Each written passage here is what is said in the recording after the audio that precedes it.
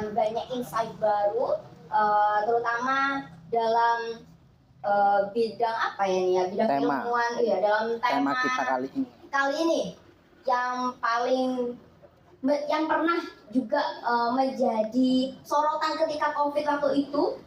Isu ini akhirnya bangkit lagi ya, dibangkitkan kembali oleh teman-teman pemuda Muhammadiyah, yang mana dulu sempat juga saya bahas di podcastnya Formal Media di teman-teman Pandaan, ngomongin tentang quarter life crisis ya. Tadi teman-teman akan mengenal lebih dalam dan lebih jauh tentang what quarter life crisis is. Nah, nanti teman-teman akan lebih menyelami, kemudian akan dipandu juga kepada dari teman-teman berdua rekan saya ini mengenai gimana nantinya ketika dihubungkan dengan organisasi gitu ya.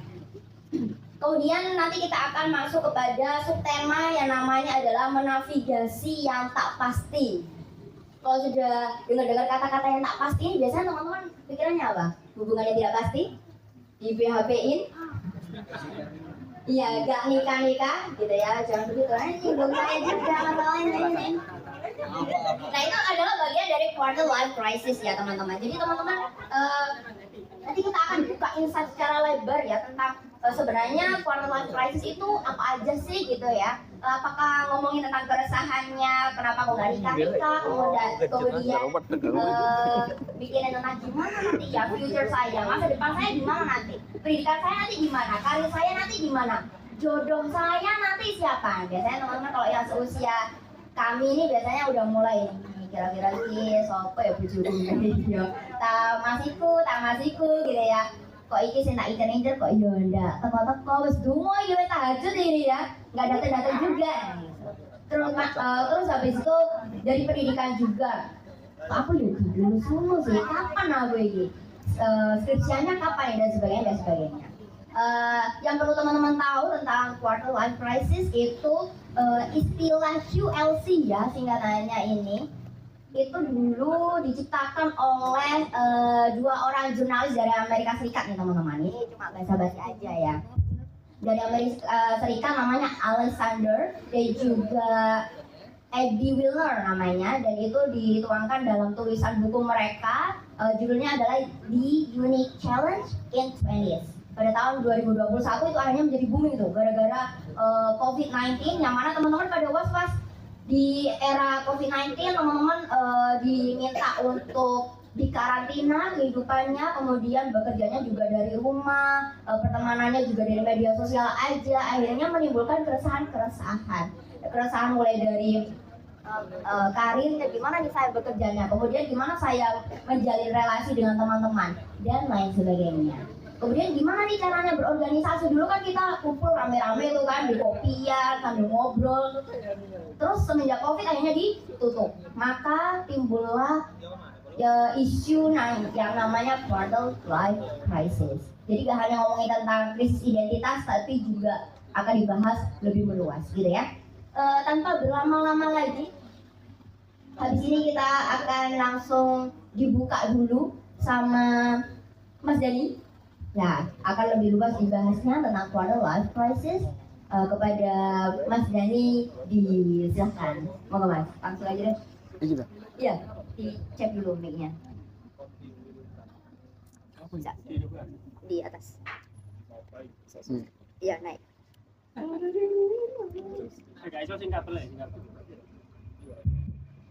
Iya, sebelumnya Assalamualaikum warahmatullahi wabarakatuh. Ya, selamat malam teman-teman, mbak-mbak, mas-mas, atau ibu-ibu, bapak-bapak. Syukur alhamdulillah kita bisa bertemu dan berdiskusi pada malam hari ini dengan tema menavigasi yang tidak pasti gitu ya. Ini saya mulai dari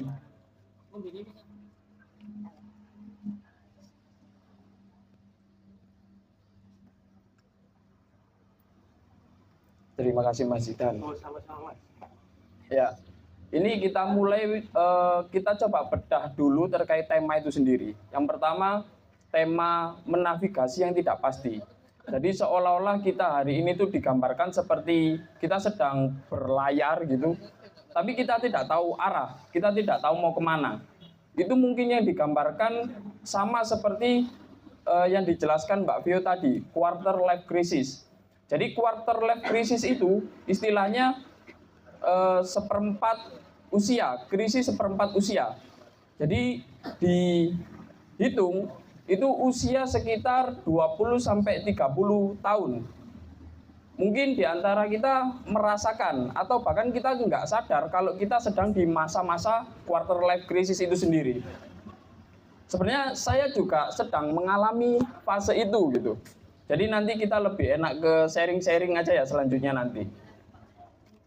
Jadi quarter life crisis itu memang awal diciptakan itu 2001 kalau nggak salah ya, di Amerika. Itu karena melihat kondisi-kondisi pemuda waktu itu pada menavigasi gitu, ingin menentukan arah hidup ini mau dibawa kemana. Kalau saya kemarin setelah lulus kuliah S1 itu bingung memutuskan mau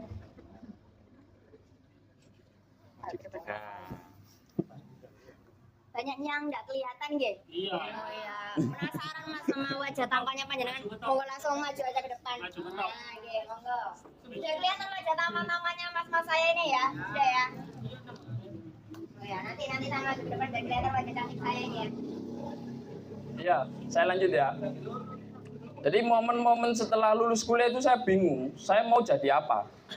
Kalau ngelihat dari kuliah dulu memang awalnya saya nggak ingin kuliah. Karena paksaan orang tua. Sehingga setelah lulus kuliah itu bingung mau ngapain. Setelah mengalami perenungan akhirnya saya memutuskan untuk pulang ke Pasuruan gitu. Saya kuliah di Malang, UMM. Nah, kalau kita lihat, dan kemarin juga saya coba tanya-tanya ke orang sekitar saya, bahkan orang tua saya, apakah beliau juga merasakan masa-masa ini atau quarter life crisis ini. Ternyata mereka juga merasakan momen-momen seperti ini. Nggak hanya kita di masa sekarang gitu. Jadi orang-orang yang lebih tua di antara kita atau yang sudah mengalami fase-fase usia 20 sampai 30 itu ternyata juga mengalami yang istilahnya quarter life crisis. Jadi dia kebingungan menentukan hidup ini mau dibawa kemana gitu. Setelah pendidikan SMA misal, mau lanjut kuliah atau mau lanjut kerja, itu kita masih ada rasa bingung. Nah, tapi kalau menurut Ki Ageng Suryo Manraman itu hal ini tuh pasti berlalu gitu. Ada istilahnya mulur, ada istilahnya mungkret. Jadi ada istilahnya berkembang, ada istilahnya menciut. Bahkan kalau kita di agama gitu kan juga dikenal atau ada istilah al-imanu yazid wa yanqus gitu. Kadang naik, kadang turun.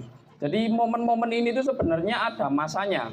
Cuman kita menentukan apakah kebingungan kita ini dibawa dan berlarut-larut di dalam kebingungan atau kita menuju keberhasilan yang akan kita tuju gitu. Nah, sebenarnya banyak sekali faktor-faktor yang mempengaruhi kondisi kita kebingungan. Selain karena memang itu fasenya ya, itu fase kebingungan atau fase kita bingung menentukan arah tujuan. Yang pertama itu ada faktor kondisi sosial. Jadi faktor eksternal gitu ya, faktor eksternal. Jadi di luar daripada kontrol kita. Salah satu misal itu dari kondisi atau perkembangan teknologi gitu. Kita nggak bisa menghentikan perkembangan teknologi.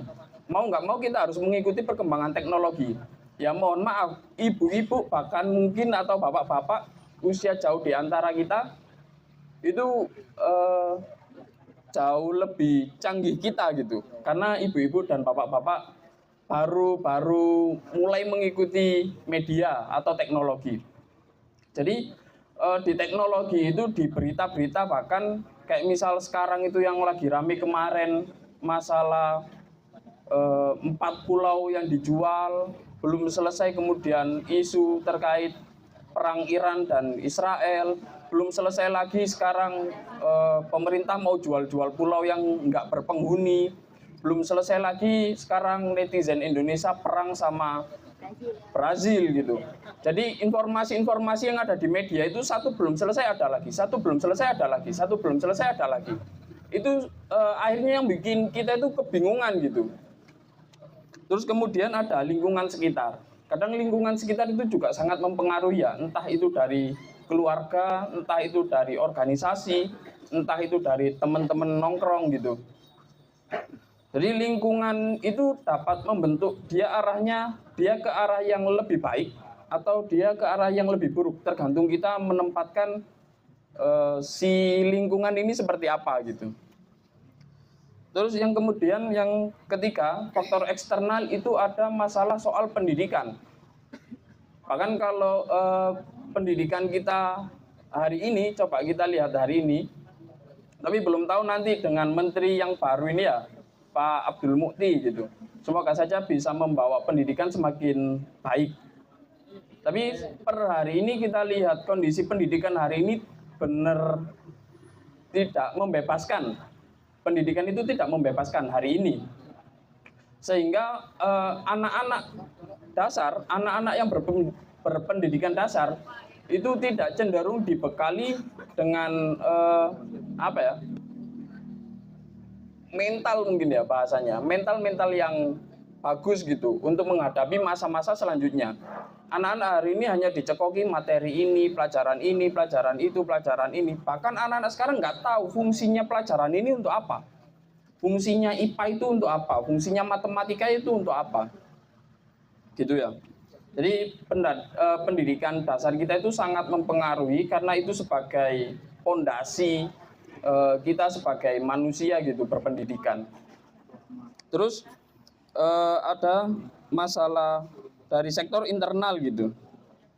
Seringkali kita membanding-bandingkan diri dengan orang lain. Apa yang kita lihat ya seolah-olah kita harus seperti itu. Kalau kita lihat Raffi Ahmad ya kita harus seperti Raffi Ahmad. Kalau kita melihat Pak Bahlil misal, ya kita seolah-olah ingin seperti Pak Bahlil gitu. misal ya. Ngelihat Pak Abdul Mukti dengan segala kecerdasannya dan kepemimpinannya seakan-akan kita pengen menjadi seperti beliau. Atau istilahnya itu patronase. Jadi kita cenderung melihat apa yang kita lihat itu ya kita tiru gitu. Bahkan secara nggak langsung, misal kita sering dengar Rocky Gerung ngomong atau berdebat, secara nggak sadar, pola pikir kita dan gaya bahasa kita itu mirip-mirip dengan Rocky Gerung. Terus kemudian ada rasa khawatir yang berlebihan. Kenapa rasa khawatir ini berlebihan? Karena kita tidak pernah merasakan, belum pernah merasakan. Misal saya tadi mau jalan ke sini, saya memikirkan bahwa forum ini sangat ramai dan banyak sekali yang datang, sehingga saya grogi gitu.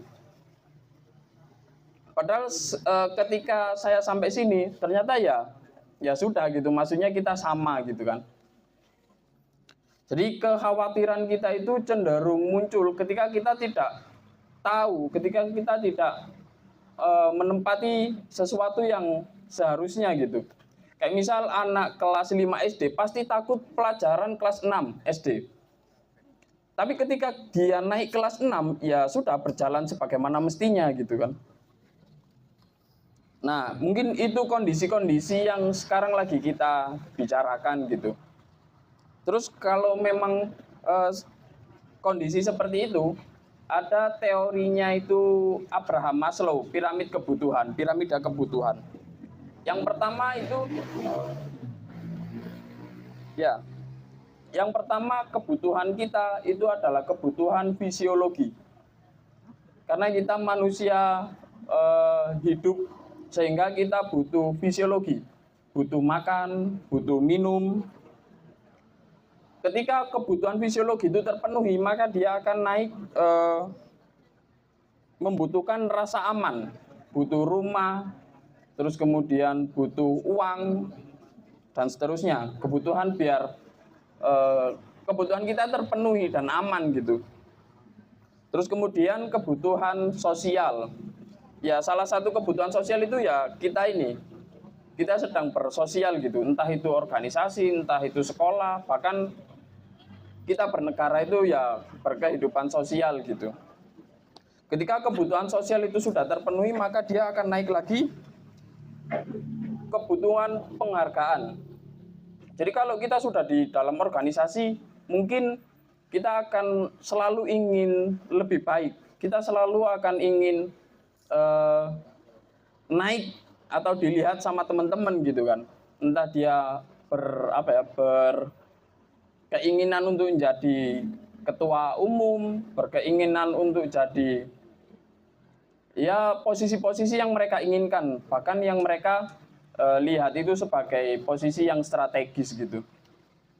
Ketika itu sudah terpenuhi, kebutuhan-kebutuhan itu sudah terpenuhi, yang terakhir itu adalah kebutuhan aktualisasi. Jadi aktualisasi setelah dia perutnya terisi, setelah dia kantongnya terisi, setelah dia hubungan sosialnya terisi, dia butuh pengakuan bahwa saya bisa melakukan ini, saya bisa melakukan ini, saya bisa melakukan ini karena diri saya sendiri. Kayaknya semua orang itu merasa seperti itu karena itu manusiawi gitu kan. Jadi quarter life crisis itu memang pasti berlalu, pasti akan selesai, tergantung kita nanti mengarahkan pada posisi apa sebenarnya kita ketika dalam kondisi bingung. Apakah ini mau dibawa ke arah yang positif atau ke arah yang negatif. Nggak banyak dari teman-teman juga atau bahkan sekeliling kita yang mengarahkan pada kondisi-kondisi quarter life crisis ini mengarah pada hal-hal yang negatif gitu. Contohnya misal anak-anak yang sekarang penyalahgunaan narkoba, menyalahgunakan minum-minuman keras misal, terus judi misal. Mungkin itu salah satu kondisi mereka tidak mampu menerima menerima kondisi-kondisi atau quarter life crisis ini, sehingga harusnya teman-teman kader Muhammadiyah itu bisa menavigasi gitu, bisa mengarahkan momen-momen quarter life crisis ini mau dibawa kemana gitu. Jadi kalau memang dan harusnya kader Muhammadiyah, kader pimpinan pemuda Muhammadiyah, kader IMM, kader IPM, NA dan seterusnya itu selangkah lebih maju daripada teman-teman yang mungkin tidak berorganisasi, karena wadah ini itu untuk kita menavigasi secara bersama gitu. Kita menentukan arah hidup kita secara bersama. Jadi nanti kalau misal ada yang lagi bingung, bisa saling tukar pandangan, tukar ide gitu-gitu. Ingat perkataan Benazir Bhutto, itu seorang pemimpin Pakistan perempuan. Dia pernah bilang, saat paling indah dari sebuah kapal itu ketika didambatkan di dermaga. Ia begitu cantik bermandikan cahaya. Tapi ingat, kapal tidak dibuat hanya untuk didambatkan di dermaga, tapi kapal dibuat untuk mengarungi gelombang, memecah gelombang gitu, untuk berlayar. Jadi pemuda hari ini harusnya itu sudah bisa mulai menentukan kemana harusnya arah mata angin ini dibawa. Kalau tadi kata Zaidan itu kompas, harusnya kompas itu sebagai petunjuk. Organisasi ini sebagai petunjuk sebenarnya. Hidup ini mau dibawa kemana? Ya kalau teman-teman jauh mengkaji dan berkecimpung di dalam organisasi, itu insya Allah nanti kalaupun melenceng itu nggak melenceng-melenceng jauh gitu, nggak melenceng-melenceng banget. Mungkin itu dulu sih dari saya. Terima kasih. Baik, kita berikan tepuk tangan yang luar biasa. Itu adalah penjabaran quarter life crisis dari sudut pandangnya Mas Dani. Tadi sudah ada sebutan wong kok ngene ojo dibanding. Ada yang tahu lagu itu? Ada ya? Masih ya. Harusnya ada yang nyanyi nih. Mana ini? Pemain musiknya. Harusnya harusnya ketika dipantik wong kok ngene kok dibanding ya lanjutkan saing saing yo mesti kalah kayak enak suara nih di balik ya gitu ya. Dan tadi sudah dijabarkan masuk kepada subtemanya juga kita harus pintar-pintar untuk menavigasi arah hidup kita mau kemana. Tadi juga sempat disinggung teori dari Ki Ageng Suryo Mentaram. Itu juga mengkaji tentang teori rasa, teman-teman. Ada yang namanya mulur atau berkembang tadi dan juga mungkret. Kalau bahasanya wong Pasuruan itu mungsret gitu ya. Itu lebih ke arah menciut. Jadi kita harus lebih fokus untuk mengenali diri gitu katanya Mas Dani. Kalau teman-teman kepengen sudut pandang yang lebih lagi, nah kita punya narasumber kita pemantik aja wes. Kita punya teman kita yang juga akan membuka sudut pandang tentang quarter life crisis. Nanti kepada Mas Baim langsung aja deh, nggak lama-lama gitu ya. Semoga nggak usah formal-formal teman-teman, kok tegang banget ini aku ya wedi no. Semoga.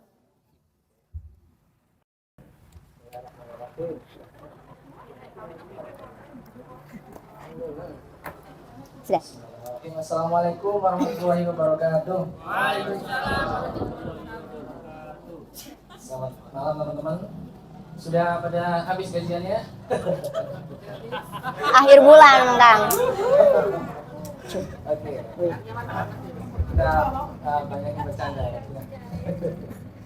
Tadi saya setuju sama Mas Yani untuk membreakdown subtema kita kali ini ya.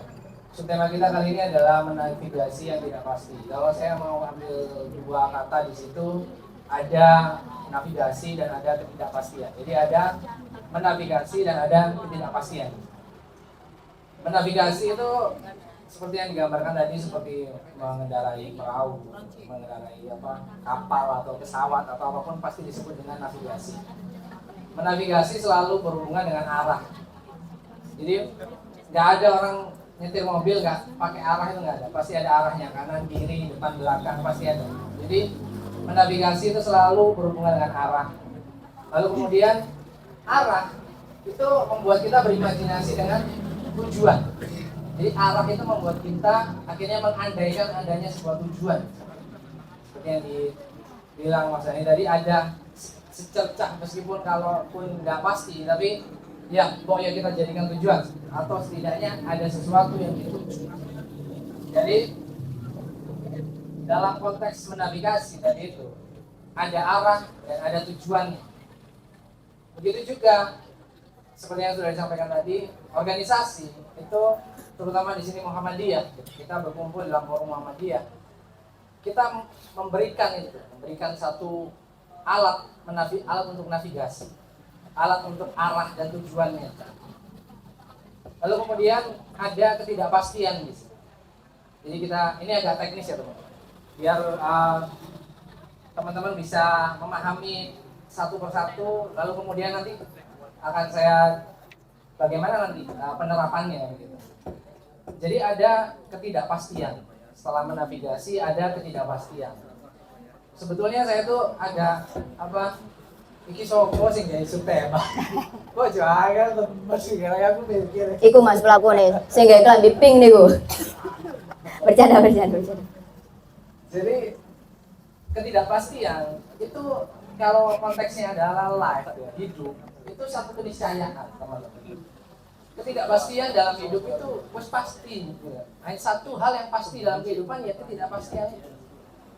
Jadi kalau kita pakai filsafatnya Heraklitos, kalau teman-teman tahu loh, Heraklitos itu mengatakan tidak ada yang kekal selain perubahan.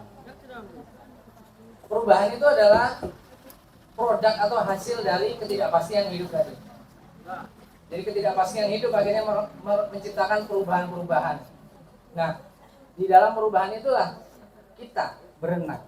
Di dalam ketidakpastian itulah kita mengarungi samudra yang penuh ketidakpastian.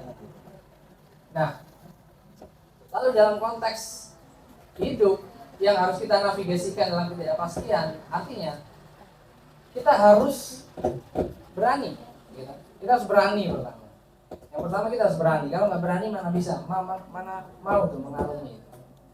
Mana berani itu kita pernah lihat film Moana? Yeah. Jadi Moana itu seorang wanita yang berani, menerjang. Gitu. Jadi ada yang mau nyanyi sebenarnya. Moana. Gitu ya. Jadi dalam konteks tema kita kali ini yaitu menavigasi yang tidak pasti, artinya ada satu hal dalam kehidupan yang harus kita yakin bahwa ketidakpastian itulah yang harus kita nikmati. Ketidakpastian itu yang harus kita jalani dengan sepenuh hati.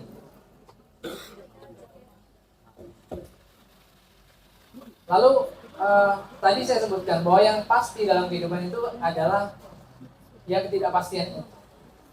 Dan ada satu lagi tuh yang pasti lagi dalam kehidupan. Apa kira-kira tahu? Apa yang pasti dalam kehidupan? Apa? Ajal, kematian itu lebih pasti lagi.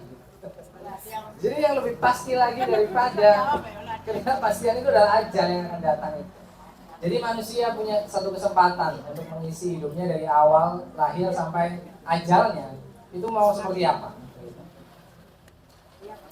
Cinta, gitu. Siapa yang di sini gagal percintaan? Cinta gitu. Terus kemudian apa lagi? Pekerjaan. Siapa yang masih Mas Happy Mas. pekerjaan gitu. Siapa yang lagi kalut masalah pekerjaan? Siapa yang lagi bingung masalah pekerjaan? Tadi disebutkan apa lagi? Jati diri, bahkan katanya Mas Dani tadi, bahkan iman pun itu tidak pasti. Iman pun fluktuatif, naik turun. Sehingga hidup itu bergerak dalam ketidakpastian sambil tetap menjaga arah. Begitu. Di dalam berorganisasi, terutama di Muhammadiyah itu, kalau mungkin teman-teman benar-benar merasakan itu, ada satu hal tuh, yang setiap kali kalau kalian ingat teman-teman di Muhammadiyah itu pasti, oh ini arahnya lebih jelas daripada pergaulan yang lain misalnya. Jadi ada arah di situ, ada arah yang ditawarkan. Silakan teman-teman ambil atau tidak, itu kebebasan tadi teman-teman. Tapi Muhammadiyah di situ, terutama di teman-teman Otom yang saya kenal gitu, mereka selalu, apalagi seperti Mas Didi, Mamul, terus siapa lagi, banyak teman-teman yang saya lihat itu sangat benar-benar terarah dalam Muhammadiyah. Dan saya sangat salut. Tepuk tangan buat mereka. Jadi manusia itu, saya tarik garis pengertian dari tema itu dulu ya, bahwa manusia artinya harus menavigasikan kehidupannya walaupun tidak pasti, walaupun penuh dengan ketidakpastian, entah itu cinta, pekerjaan, apalagi yang tidak pasti, gaji, tanggal 5 udah habis, siapa yang gaji itu nggak ada. Tapi insya Allah kalau kerjanya di AU, uangnya awet. Amin, dia amin. Gimana Mas Reza? Oke. Berangkat dari pengertian itu ya, teman-teman, saya ingin one step ya. Saya ingin naik lagi satu tangga agar kita nggak ngomongin hanya soal humanis ya. Waktu itu saya ingat perkataannya siapa yang cakep itu ikut di camping waktu itu lah, siapa? Mbak Piyu. Gak tau melo camping aku. Siapa? Mbak Fira. Mbak Fira ya. Saya ingat Mbak Fira waktu itu. Saya ingat Mbak Fira waktu itu bilang kalau karena waktu itu saya ngomongin tentang humanis soal teman-teman, terus dia bilang ya harus ada sisi spiritual kan. Jadi saya di sini mungkin ingin mencoba untuk membreakdown tadi ke ranah spiritualnya. Jadi mungkin teman-teman yang ada apps Al-Quran bisa dikoreksi karena saya juga lupa bunyi ayatnya seperti apa, tadi saya cuma ingat gitu. Saya tadi bikin coret-coretan tuh pas mau berangkat kurang 30 menit. Al-Baqarah ayat 30 insya Allah. Itu bunyinya wa idh qala rabbuka lil malaikati inni ja'ilun fil ardi khalifah. Jadi saya ingin memberikan satu kerangka bagi manusia. Ada dua. Yang pertama di surat Al-Baqarah ayat 30 yang itu tadi. Lalu yang kedua di ayat yang berbunyi wa ma khalaqtul jinna wal insa illa liya'budun. Itu ayat itu surat Al-Dzariyat, tapi saya ayatnya lupa ingat antara 55 atau 56 gitu. Coba koreksi. Jadi di situ ada kerangka khalifah. Ada kerangka khalifah, lalu ada kerangka abid. Ada kerangka abid bahwa manusia itu diciptakan sebagai abid, sebagai orang yang hamba, yang mengibadah. Yang pertama, kerangka khalifah tadi itu oleh Allah memang sudah digariskan bahwa manusia akan diturunkan. Dari manusia aku menunjukkan aku. Ini jahilun aku menunjuk fil ardi, di muka bumi khalifah. Khalifah itu Mas Fahad kalau boleh dikoreksi pengganti atau wakil begitu ya. Insya Allah seperti itu secara harfiah ya. Ya begitu. Mas Fahad lebih jago ya. Bang jago. Kuruyuk. Bang jago. Jadi dalam konteks fil ardi tadi berarti sebagai khalifah manusia itu memiliki tanggung jawab fil ardi ya, memiliki tanggung jawab horizontal. Jadi memiliki tanggung jawab hablum minal makhluk, hablum minan nas ya, sama makhluk dan sama manusia.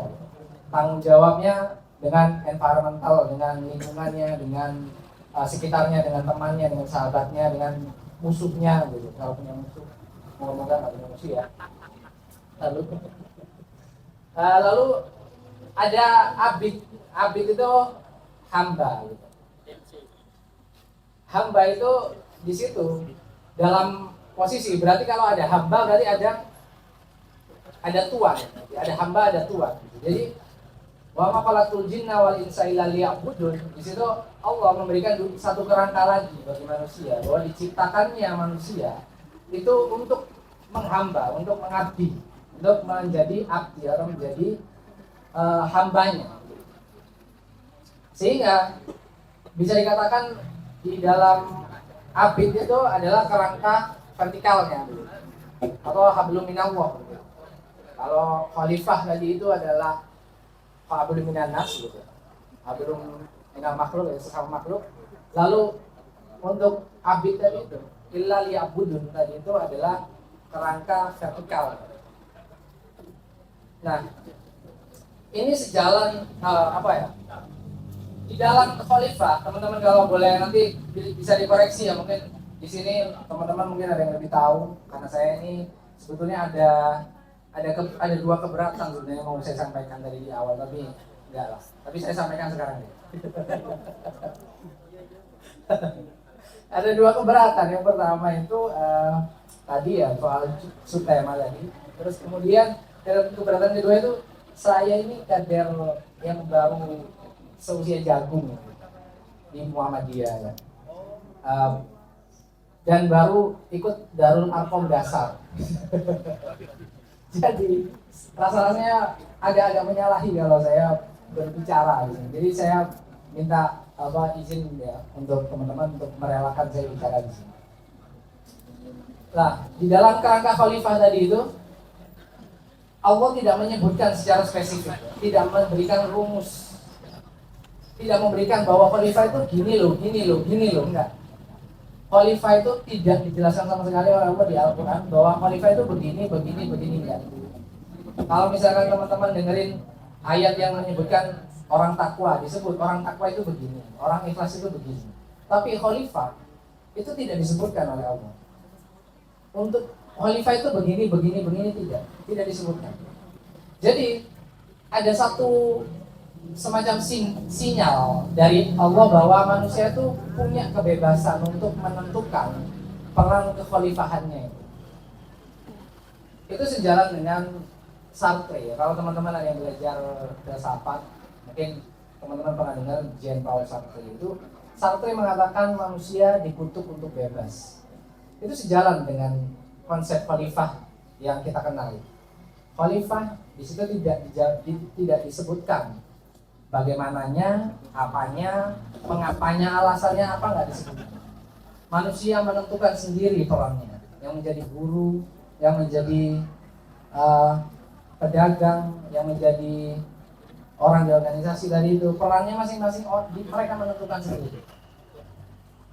Namun kebebasan itu bukan berarti tidak ada landasannya. Kebebasannya tetap berlandas kalau di dalam Al-Quran. Landasannya adalah etik, landasannya adalah etika, kebermanfaatan. Kalau saya membaca Sirah Nabawiyah itu, setiap kali Nabi Muhammad akan melakukan sesuatu, akan memutuskan sesuatu, maka Nabi Muhammad selalu berpatok pada mana yang lebih maslahat, mana yang lebih melahirkan kemaslahatan.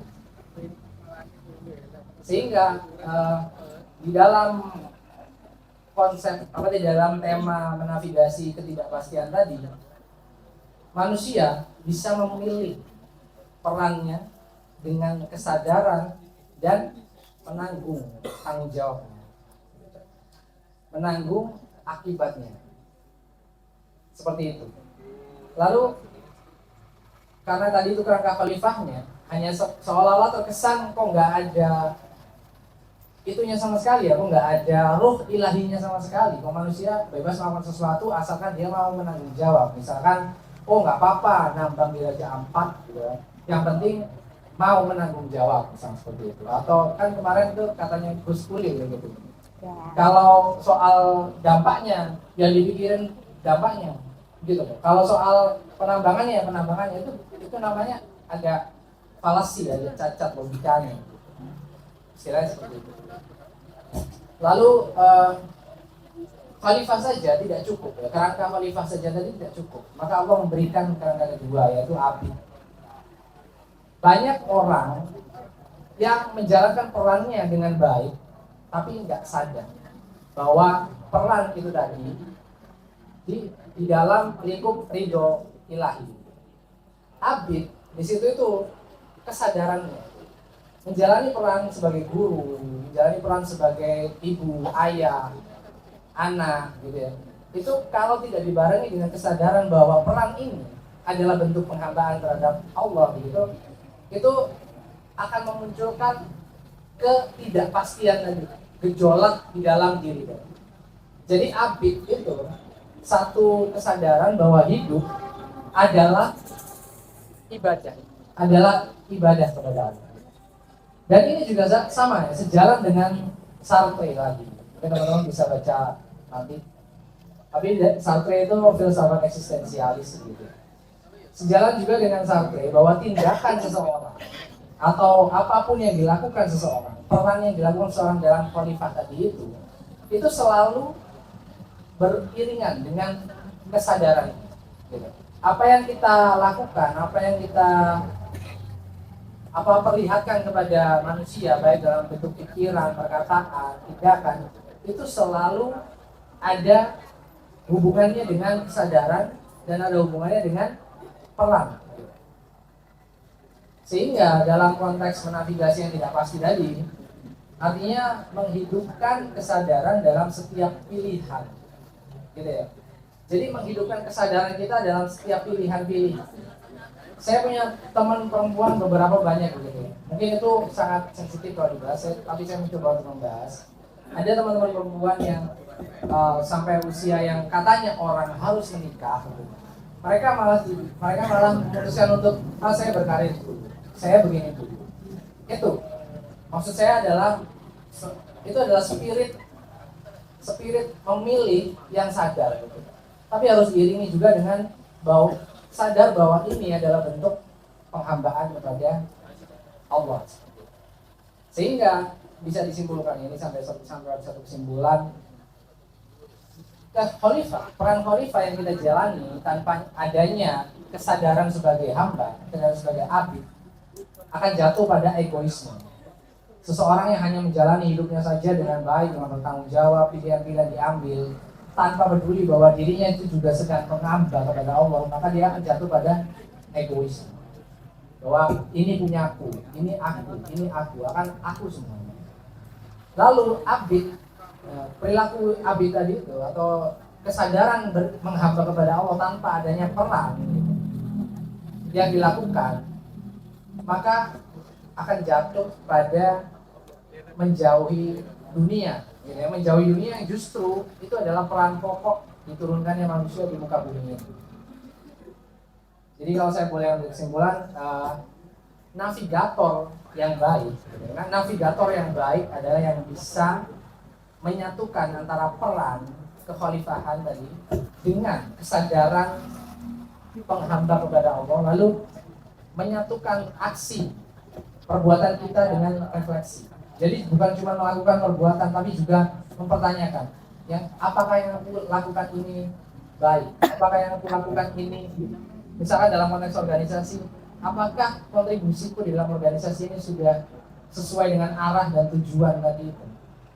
Lalu menyatukan antara dunia dan Tuhan, menyatukan antara perbuatan yang kita lakukan di dalam dunia ini adalah bentuk penghambaan kepada Tuhan, dan juga bahwa ketidakpastian yang terjadi di dunia ini adalah bentuk kasih sayang Tuhan kepada kita.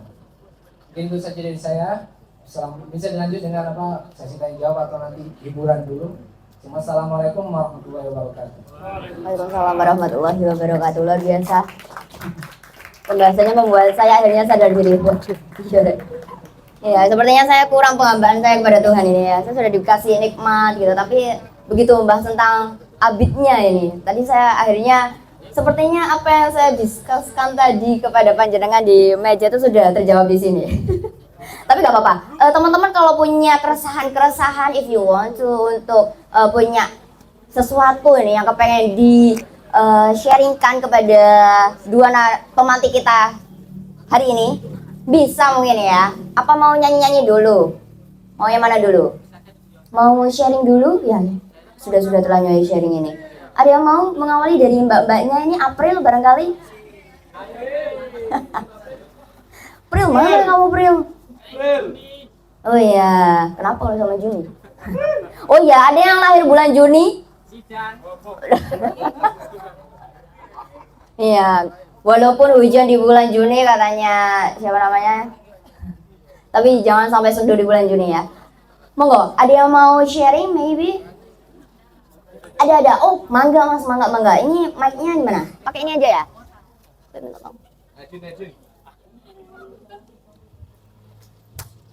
Monggo mas. Ini dari Pandaan ini mas ya. Oke. Monggo. Perkenalan namanya dulu. Dari mana nanti bisa sharing sesuatu. Thank you. Assalamualaikum warahmatullahi wabarakatuh. Waalaikumsalam warahmatullahi wabarakatuh. Ya. Saya mau bertanya pada narasumber yang terhormat ini.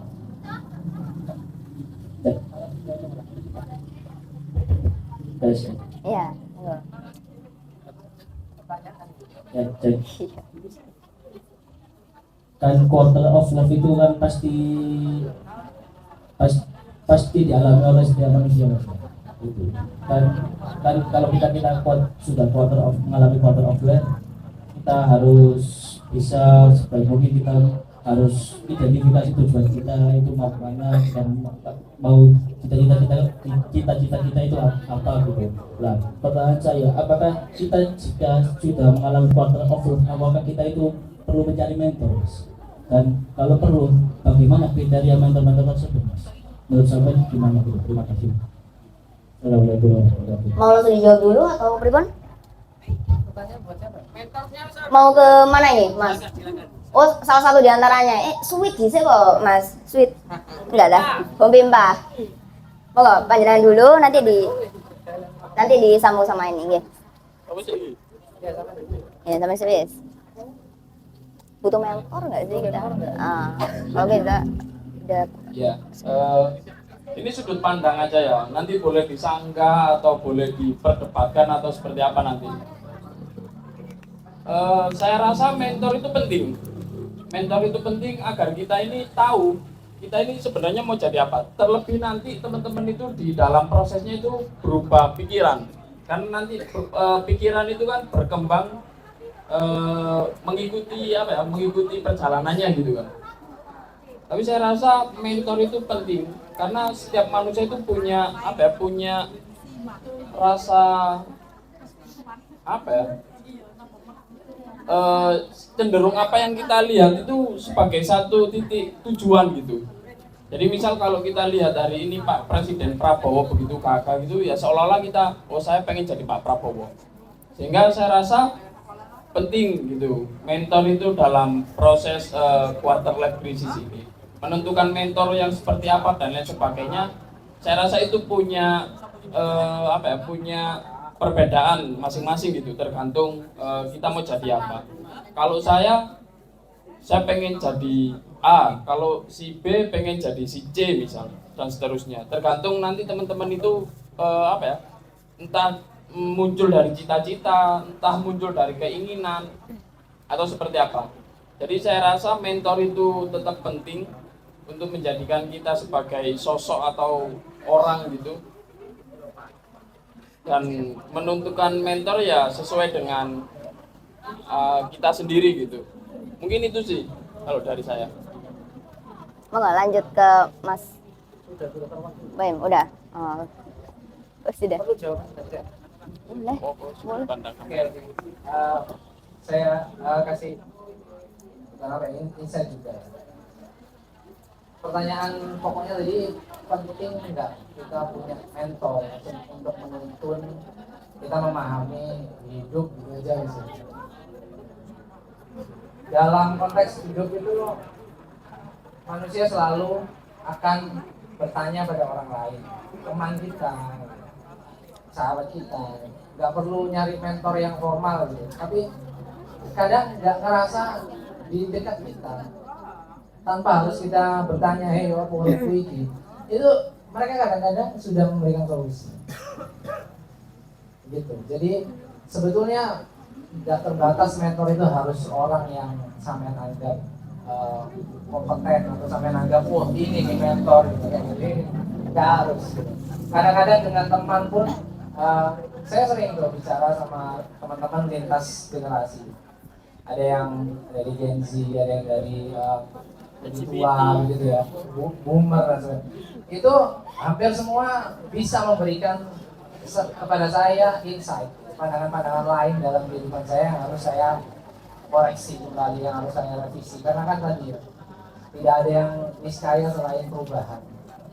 Sehingga mentor itu tidak terbatas pada formality. Haruskah saya pergi ke ustadz atau kiai misalnya, atau ke profesor siapa, ini nggak harus. Bahkan kadang-kadang teman kita sendiri bisa menjadi mentor gitu, tanpa harus menggurui gitu.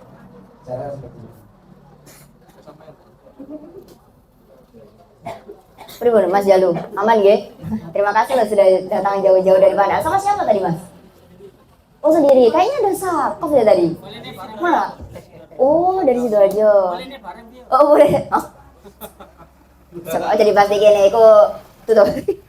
Oke, terima kasih untuk jawaban dari kedua pematik. Nah ini kalau misalnya saya juga pengen tanya-tanya, nggak apa-apa ya Mas ya.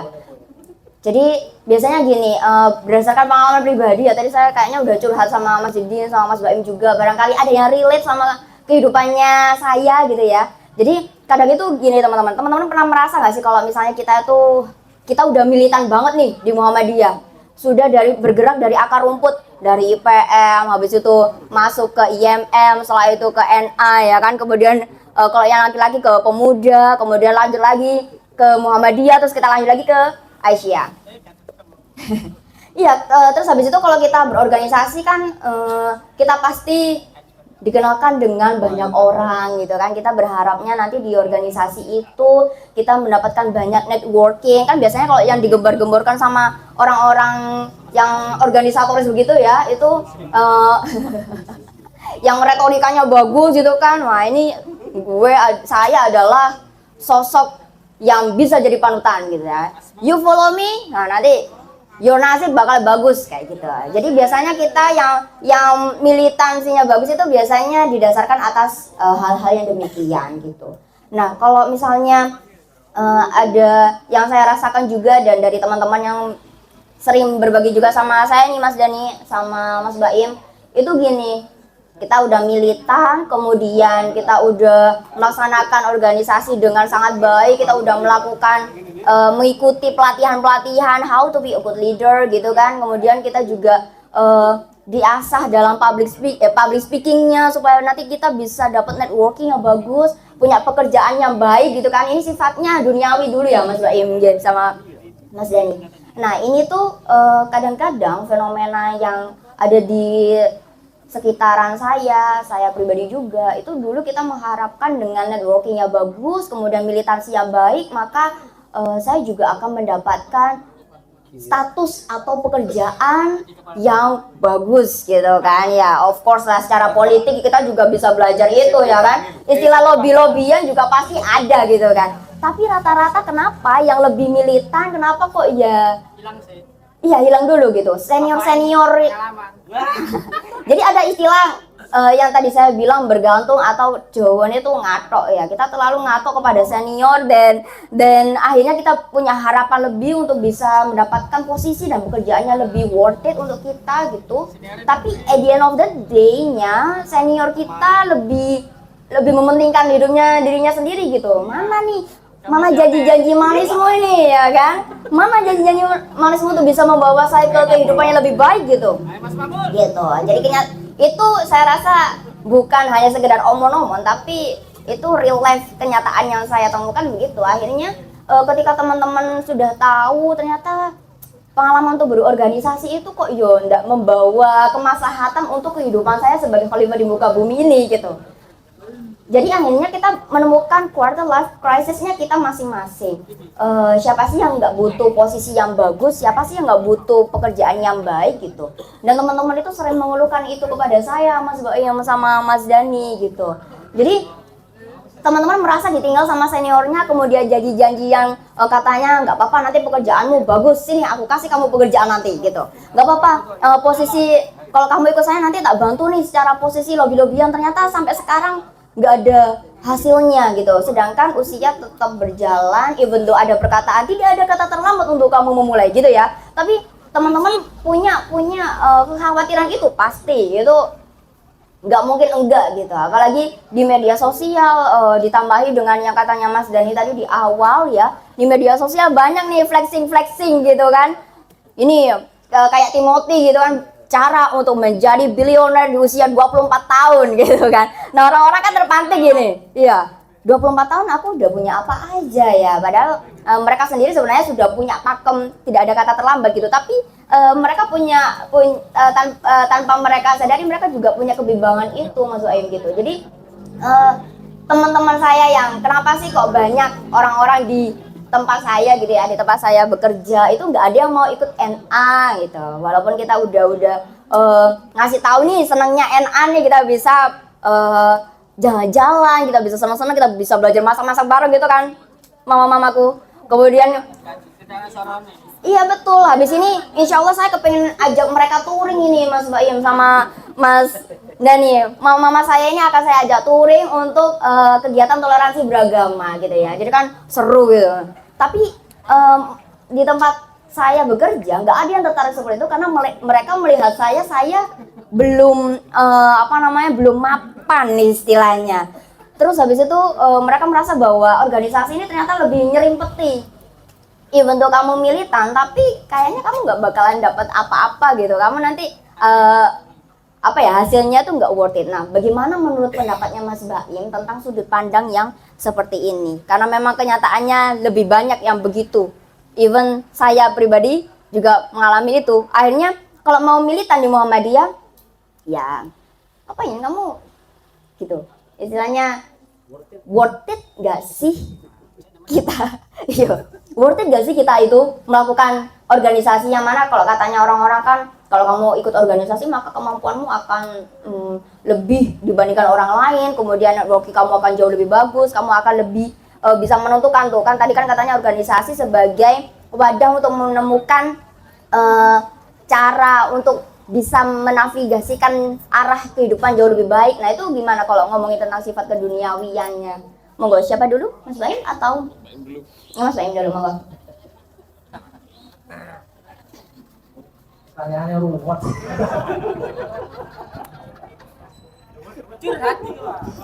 Jo Titi. Bingung jawabnya.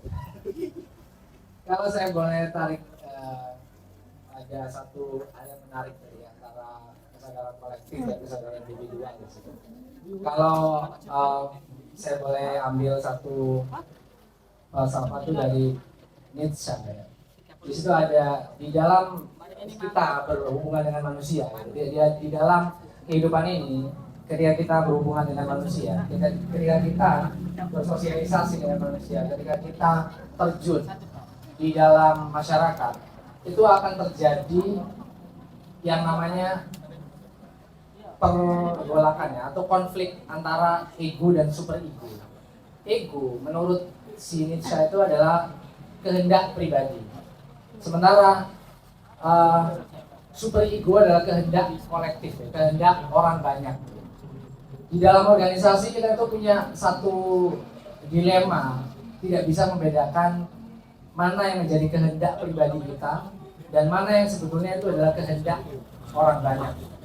Atau kalau di dalam Muhammadiyah itu ada tarjih. Tarjih itu adalah kehendak orang banyak. Kehendaknya para perumus-perumus ulama-ulama di Muhammadiyah menentukan bahwa arah geraknya sekarang seperti ini. Sehingga saya nggak komentarin yang ya kasus-kasusnya. Mungkin nanti kasus-kasusnya bisa disimpulkan sendiri. Tapi mungkin yang menarik di situ dari saya bahwa ada pergolakan di situ, menunjukkan adanya pergolakan di dalam kehidupannya siapapun yang diceritakan Mbak Fil tadi atau Mbak Fil sendiri, bahwa ada kehendak pribadi, lalu ada kehendak kolektif, ada ego dan ada super ego yang saling konflik, sehingga itu tidak akan pernah selesai jika tidak mengambil satu kalau bahasanya Hegelian ya, karena saya belajar filsafat jadi teman-teman ini agak teknis. Jadi kalau menurut Hegel itu ada leap of faith. Kalau nggak ada leap of faith-nya, kalau nggak ada langkah spiritual yang langsung ke sana, itu agak sulit mengatur konflik antara ego dan super ego. Makanya tadi saya membawa ke ranah Khalifah dan Habib dan mungkin seperti itu. Oke, baik, langsung ke Mas Daninya. Bagaimana? Ya, kalau dari aku sebenarnya yang pertama jangan berharap pada manusia gitu. Karena mungkin kita sering dijanji-janji, terus kemudian diiming-iming nanti gini seperti ini. Sedari awal menurut saya itu salah gitu. Ketika kita berharap pada manusia. Terus yang kedua, di dalam organisasi itu seharusnya kita menyumbang ide. Jangan berikan yang sisa-sisa untuk organisasi. Jadi kalau kita punya ide banyak, bahkan kalau kita punya rezeki, harusnya kita memberi pada organisasi untuk pengembangan gitu ya. Bukan mengambil keuntungan dari suatu organisasi gitu. Kalau dari saya pribadi, atau mungkin nanti berbeda pandangan itu boleh didiskusikan. Jadi tadi siang itu kebetulan saya baru selesai ngopi sama ada satu senior kita gitu. Beliau bilang bermuhammadiyah itu bergerak, menggerakkan, berdampak. Selebihnya enggak usah dipikir dalam-dalam gitu. Entah kita nanti jadi apa dan seterusnya. Ya kita fokus pada pengembangan diri aja. Kalau kita sudah berkembang, kalau diri kita berkembang, kita punya value. Kerjaan yang bakal datang gitu, uang yang bakal menjemput, atau bahkan orang yang bakal nyamperin kalian untuk menawarkan gitu. Kalau kita nggak punya value, kita nggak punya satu bakat atau kemampuan secara khusus atau spesifik, ya kita cenderung bergantung pada orang gitu, menaruh harapan pada orang. Itu ibaratnya sama dengan orang sedang berjudi, menaruh harapan. Oh, saya menaruh harapan pada Mas Didin misal. Saya menaruh harapan pada Mas Mamul, biar nanti kalau dekat bisa diarahkan seperti ini.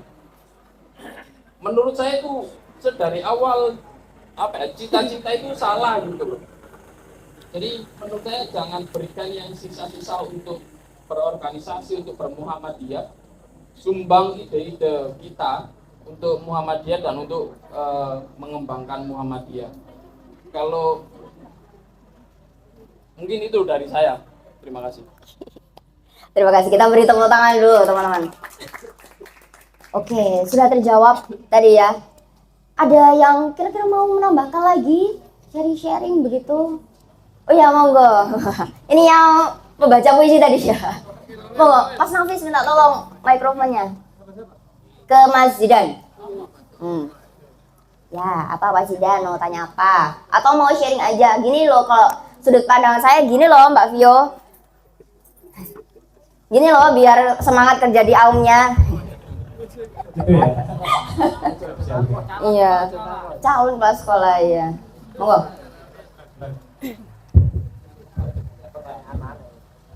Oke, perkenalkan, selamat salam. Saya Zaidan Al-Budi dari DPR Bangil. Di sini saya mau sharing juga pertanyaan juga. Saya ini pengalaman pribadi juga ya. Oh, sharing. Bahwa ketidakpastian itu kan semua orang pasti ada. Tapi dari ketidakpastian itu kita bisa terjang ataupun lawan dengan nama halnya dengan istiqomah.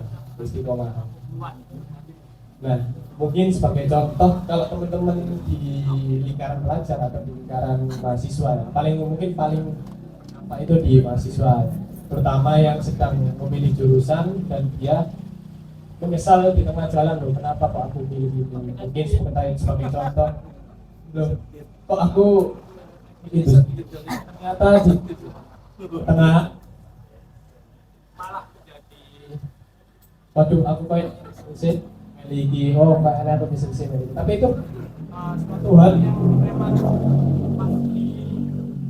pasti terus membayang-bayang di kita, karena ketidakpastian sendiri itu kan di dalam diri manusia kan pasti ada. Tapi semua ketidakpastian itu akan menemukan kebutuhan atau diarahkan, mungkin kalau ke negatif menjadi seseorang yang tidak berarah, tapi kalau untuk ke arah positif menjadi keistiqomahan. Mungkin dari mengambil jurusan yang tidak sesuai, tapi akhirnya misalnya kalau aku mikir itu ya wis tak lanjutin aja, tetap belajar sampai skripsi dan lain sebagainya, tanpa melihat pandangan orang, tanpa kena strik dari orang-orang yang memang gembosi atau lain sebagainya. Seperti itu. Nah, itu sharing ya untuk mungkin teman-teman itu sedikit kebingungan atau sedang di fase. Biasanya kalau mau milih kuliah juga orang tua disuruh ini, orang tua nyuruhnya kamu harus di UMM. Tapi anaknya pengen loh, kamu pengennya nang bisa, kau lagi itu NU. Nah, itulah mungkin itu termasuk kalau dari saya sendiri kan ketidakpastian ya, mengarahkan. Tinggal kita, maunya milih yang mana dan kita istiqomah dalam hal pilihan tersebut. Seperti itu sharing saja kepada teman-teman. Terus untuk pertanyaan dari saya sih, gini, waktu di organisasi kan ini juga melihat pengalaman saya juga dari dulu di ranting IBM terkait militansi juga. Saya lihat semakin tahun itu teman organisasi itu mungkin semakin menipis ya, semakin menipis, berkurang, atau mungkin itu bayangan saya saja tapi nggak tahu ya. Tapi kalau saya lihat itu, aku dulu berorganisasi itu ada semacam keseruan atau impact yang bisa didapat, mungkin melalui kegiatan pelatihan atau kegiatan dulu ada diskusi dan lain sebagainya, ada taruna melatih satu dan lain sebagainya. Tetapi di waktu yang periode kali ini tuh kayak teman-teman organisasi itu lebih apa ya? Ya wis pokok diajak teko lek gak diajak ya wis ning omah ya wis ning omahe lah kok gak diajak. Maksudnya enggak ada rasa greget untuk ikut organisasi. Nah, di sini saya memandang kayak apakah itu berpengaruh dari mungkin zaman hari ini, ekonomi hari ini, atau bagaimana? Nah, itu menurut pemateri terkait kasus tersebut atau terkait permasalahan organisasi itu bagaimana. Itu saja dari saya.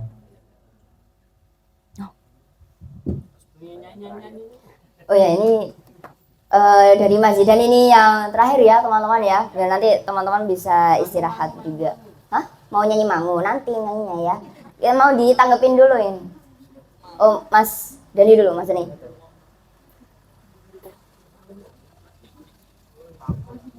Ya, mungkin itu masuk dalam tahap fase life quarter life crisis gitu ya. Kita coba memilah-milah lagi teman-teman siapa yang sekiranya bisa membantu kita atau siapa yang sekiranya bisa sepemikiran dengan kita. Akhirnya kita coba memisah-misahkan itu. Nah, sehingga hal itu yang menjadikan organisasi itu mengalami kebuntuan gitu, atau bikin organisasi itu semakin sepi dan nggak seru lagi. Entah mungkin karena usia yang bertambah atau karena memang banyak kebutuhan yang perlu kita kejar juga, kayak misal kerja dan seterusnya. Tapi itu akhirnya yang jadi dilema organisasi hari ini gitu. Ketika teman-teman berorganisasi tapi ditabrakkan dengan kondisi ekonomi yang nggak menentu juga gitu.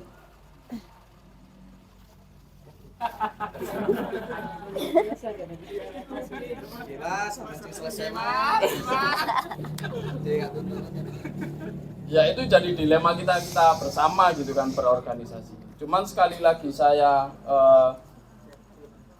saya coba terapkan ke diri saya terlebih dahulu bahwa memberikan organisasi itu, menyumbang organisasi itu bukan hanya bicara soal finansial atau uang, tapi secara ide, tenaga itu juga bisa membantu organisasi.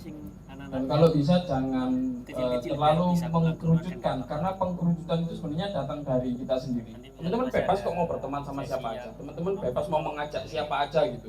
Kalau teman-teman mungkin semakin kesini semakin, oh aku mau ngajak ini aja karena sepemikiran.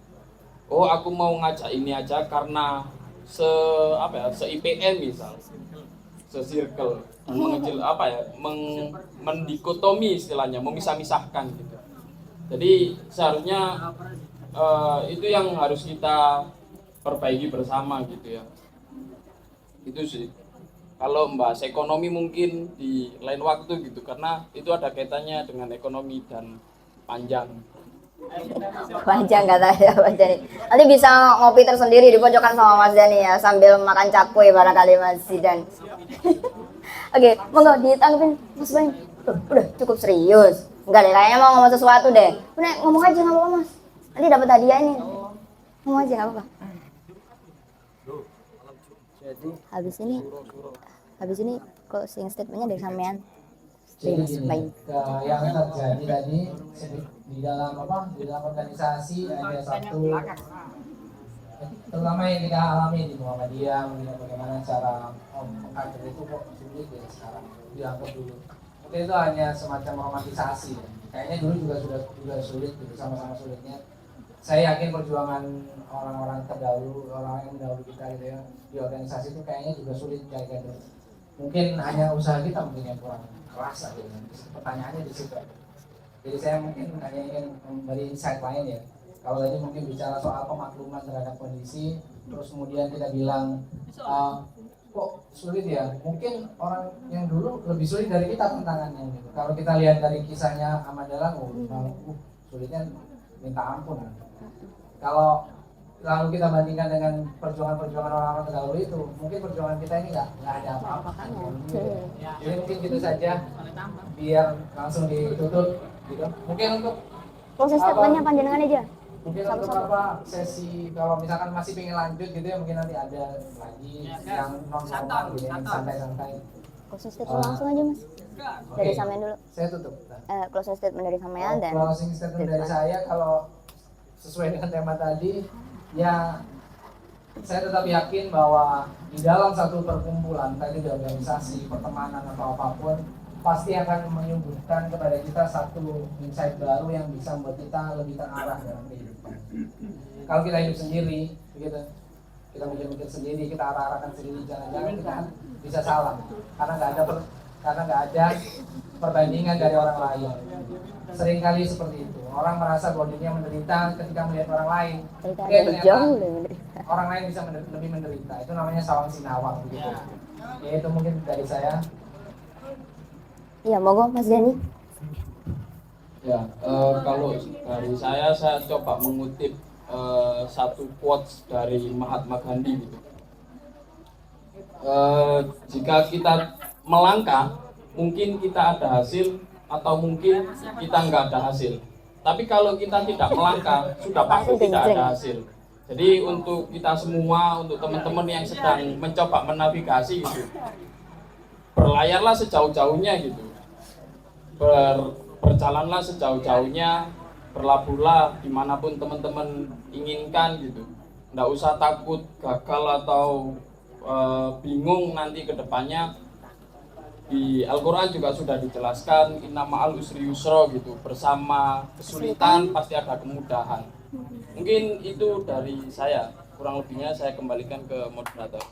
Oke, terima kasih banyak kepada dua pemantik atas insight-nya. Ya benar, saya sangat sepakat dengan kedua pemantik kita tadi. Saya juga sempat mengira bahwa kan tadi kan ngomong tentang iman itu naik turun ya. Saya juga sempat merasa bahwa iya, kayaknya hidup itu judi deh gitu. Karena kita mempertaruhkan segala sesuatu. Kalau kadang itu kita melihat suatu fenomena itu kadang kalau kita mau merasakan kebahagiaan kok sama Tuhan itu kok harus dijatuhkan dari sisi yang lain gitu. Awalnya saya sempat berpikir bahwa kehidupan itu sesuatu yang harus dipertaruhkan. Saya harus mempertaruhkan apa lagi nih Tuhan supaya saya bisa dapat kebahagiaan itu gitu.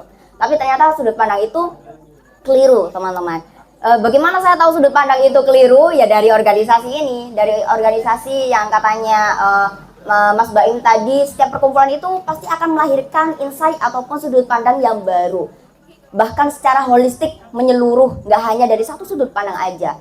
Dan saya juga setuju dengan pernyataannya dari Mas Dani bahwa nggak perlu takut dengan segala sesuatu, pertanyaan about what quarter life crisis is, apa yang sampean alami, karena betul lagi, sampean berlayar aja sejauh apapun, selama apapun yang sampean mau.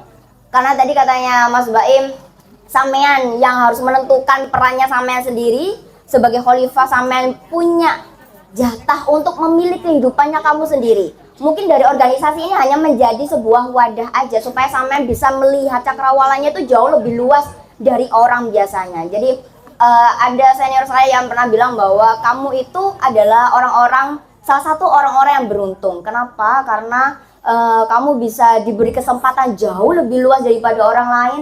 Kamu diberikan jatah waktu untuk bisa ngambil segala sesuatu ilmunya Tuhan yang tersebar di mana-mana. Itu jauh lebih luas daripada orang lain. Sehingga saya yakin ketika Tuhan itu memberikan jalan dan kamu mengambil kesempatan itu dengan sebaik-baiknya, kamu menjalankan peran itu sebaik-baiknya dan bertanggung jawab sebaik-baiknya atas apa jalan yang sudah kamu pilih, saya yakin Tuhan itu pasti akan memberikan kamu bimbingan, menavigasi kamu, bakal membantu kamu baik secara langsung maupun tidak langsung. Gitu aja ya. Saya nggak mau ngasih kesimpulan yang bagaimana karena nanti takut malah menghapus segala memori tentang tadi. Dan terima kasih karena teman-teman sudah masih tetap bertahan dan mau memilih Muhammadiyah untuk menjadi jalannya teman-teman untuk menjadi khalifah di muka bumi ya. Nanti insya Allah balasannya itu banyak lah, karena kebermanfaatan itu yang nanti akan menjadikan jalannya panjenengan semua terang di alam-alam sana nanti ya. Oke, kok malah dari pengajian ini. Oke, sudah itu saja. Semoga nanti teman-teman selalu dalam keadaan sehat, hati-hati nanti pulangnya. Semoga nanti kita bisa bertemu lagi di edisi Nom-Noman Tatak dengan judul dan tema menarik lainnya. Jangan lupa untuk saling bertegur sapa, barangkali nanti ketemu sama Mas Dani pas beli cilok gitu kan, jangan lupa disapa, oke? Itu saja, sekian dari saya. Billahi fi sabilil haq, fastabiqul khairat. Wassalamualaikum warahmatullahi wabarakatuh.